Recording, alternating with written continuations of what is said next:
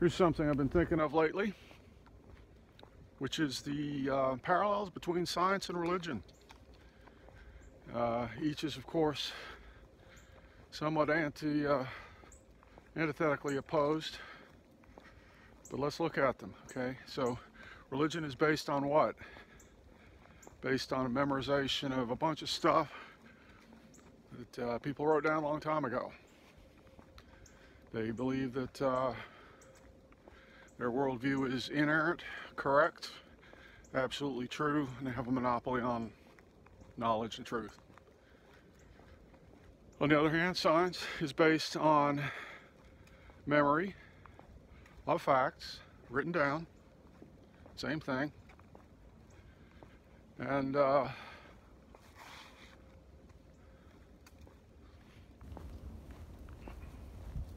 also considers itself inerrant, which you would think they would learn by now, because as much as scientists go around purporting that their worldview is perfect and they know everything or almost everything except, dark matter, some quantum baloney,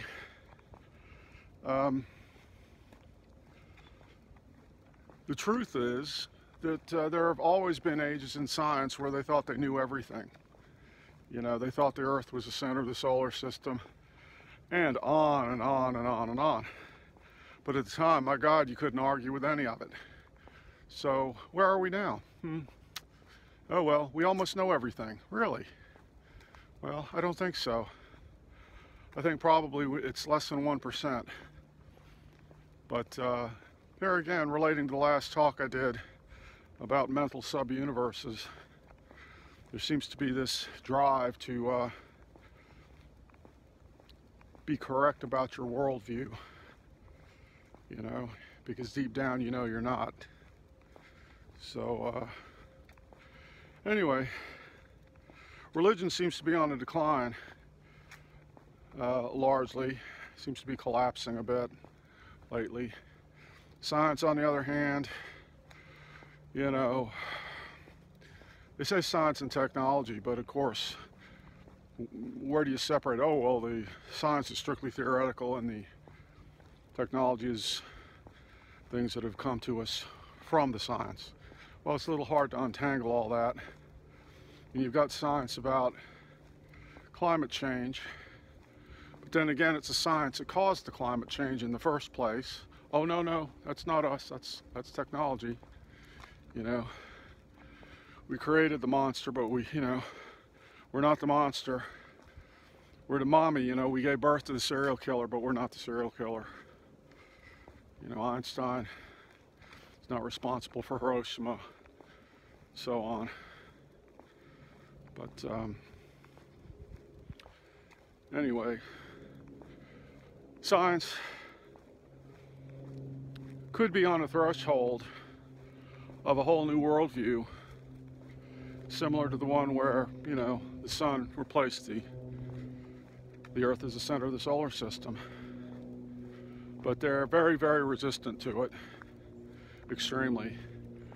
So when it comes to scientists and people that follow closely and are basically members of the church, if you take an event like, say, Neil deGrasse Tyson in one of his public performances that he gives, a whole bunch of people, rationalists, scientists, scientifically minded people, can attend one of these things and think that, oh, we're all so smart.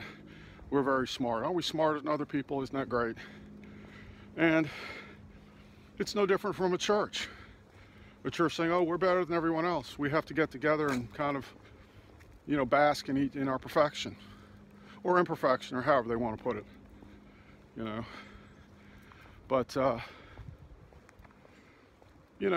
there's a psychological, sociological aspect to performances like that.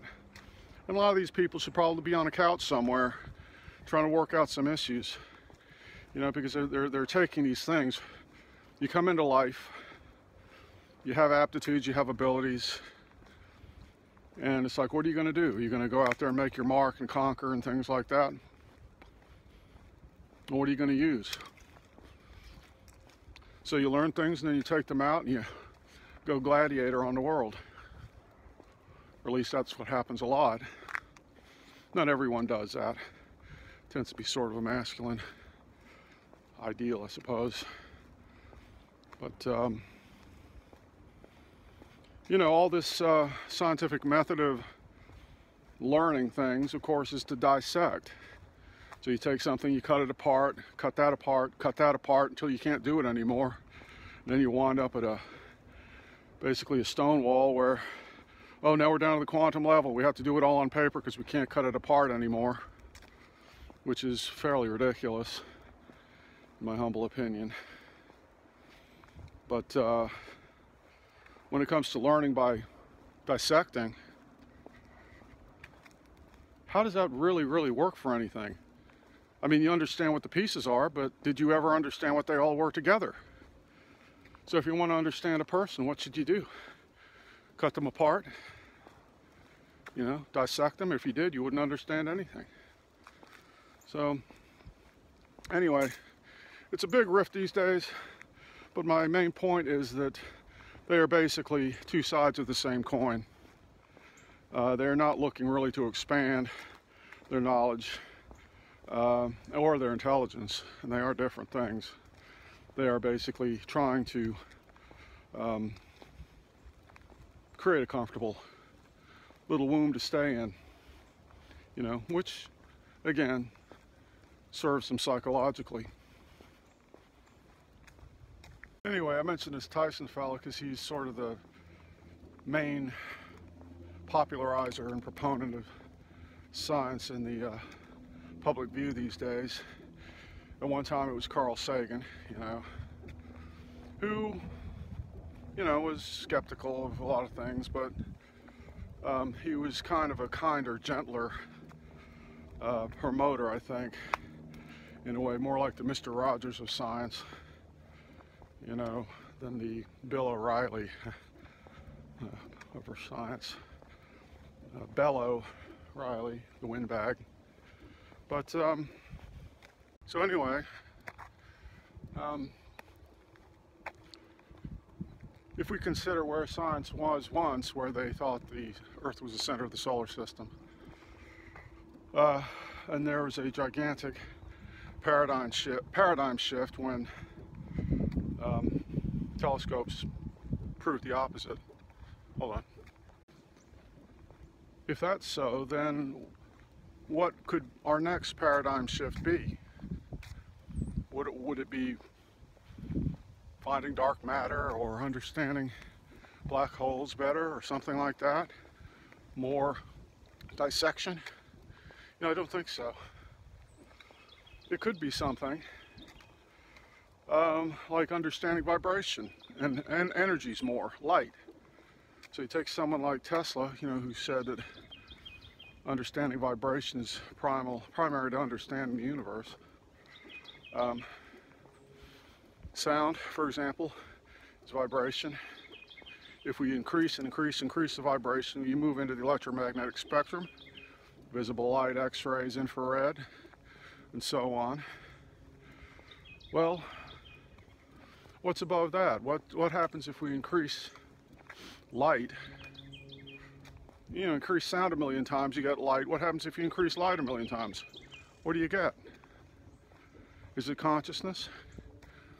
Is the consciousness itself the primary energy in the universe that's behind everything that we're part of, that basically creates a universe that's a holographic projection of itself? Could these energies be detected? Well, there's a very good chance they could. Some people claim to see them. People claim to see auras, not with their eyeballs, with their pineal gland or something. And I've seen some things like that myself. You know, it blew my mind when I first did. I had to go lay on the couch for 2 weeks, you know, because I was very scientific and rationalist. I thought I knew everything.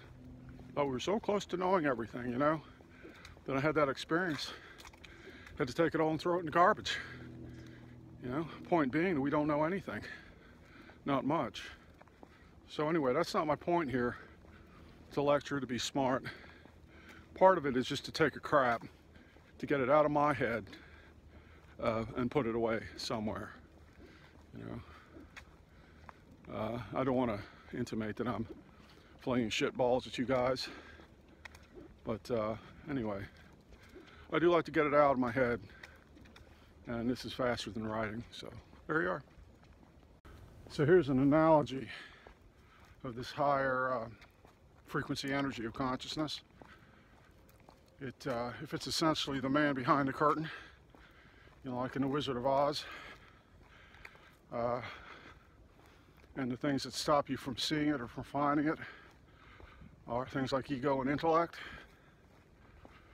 but nonetheless it's the primary creative force of everything, behind everything, that ultimately everyone will reach in one way or the other. Then that seems like a pretty good analogy to me.